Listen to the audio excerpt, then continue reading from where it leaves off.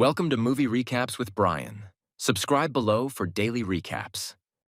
Today we're recapping The Devil Wears Prada, directed by David Frankel. Aspiring journalist Andrea "Andy" Sachs, played by Anne Hathaway, idealistic and determined, arrives in New York freshly graduated from Northwestern University. Armed with little more than ambition and a resume littered with school paper clippings, Andy dreams of meaningful reporting on social issues or politics. But reality hits hard. Journalism jobs are scarce, rent is high, and desperation leads her to interview for a position at Runway, the most prestigious fashion magazine in the world, a universe as foreign to her as the Arctic.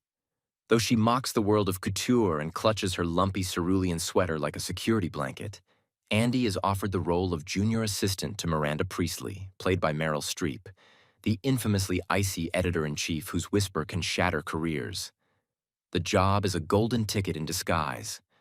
1 year with Miranda Priestly, and she could work anywhere. Thrown into the glittering but ruthless world of Runway, Andy finds herself surrounded by stilettos, sarcasm, and style over substance. Her co-workers, especially Emily Charlton, played by Emily Blunt, the wasp-tongued senior assistant, treat her like an outsider.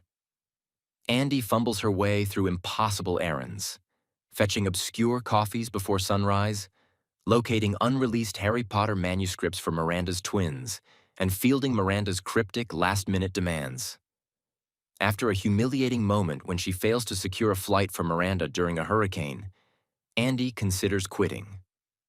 But a heart-to-heart with Nigel, played by Stanley Tucci, Runway's charismatic and sharp-eyed art director, shifts her perspective. He challenges her to take the job seriously. "You think this is beneath you," he says, "but this place has power. Learn to wield it." Andy undergoes a transformation, not just externally, trading her frizzy hair and clunky shoes for couture and heels, but internally, adapting to the breakneck pace and ruthless politics of the fashion world. She begins anticipating Miranda's whims and decoding her moods. Slowly, Miranda begins to trust her. But her success comes at a cost. Emily is sidelined, relegated to lesser tasks despite her obsession with Paris Fashion Week. She starves herself on a cheese cube and air diet in preparation, only to be cast aside when Andy proves more reliable. When Emily falls ill and fumbles a crucial charity event, Andy steps in to save Miranda from public embarrassment. The next day, Miranda coldly announces that Andy, not Emily, will accompany her to Paris. Emily, devastated, is later struck by a car en route to Runway. Andy visits her in the hospital and breaks the news. Emily lashes out, "You sold your soul for some Louboutins." Meanwhile, Andy's personal life unravels.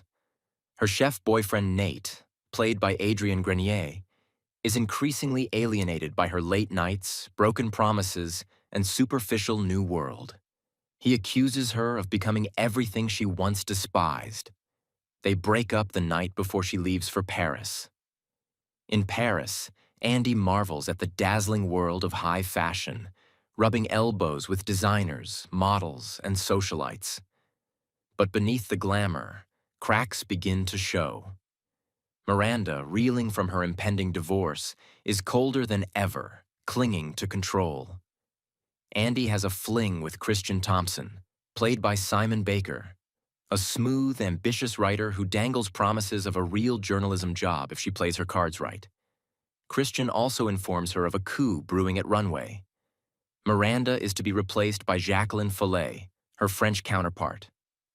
Panicked, Andy tries to warn Miranda but is dismissed with a cryptic, "I'll take care of it." At a press luncheon, Andy watches as Miranda reveals her masterstroke. She offers Jacqueline the creative director position at rising fashion house James Holt, a job Miranda had promised Nigel. Nigel, blindsided, hides his heartbreak behind a forced smile. Andy is horrified by Miranda's betrayal. Andy walks through the cobbled Parisian streets, tears smudging her makeup. When Miranda calls, Andy doesn't answer. She tosses the phone into the Fontaine de la Concorde, leaving it all behind.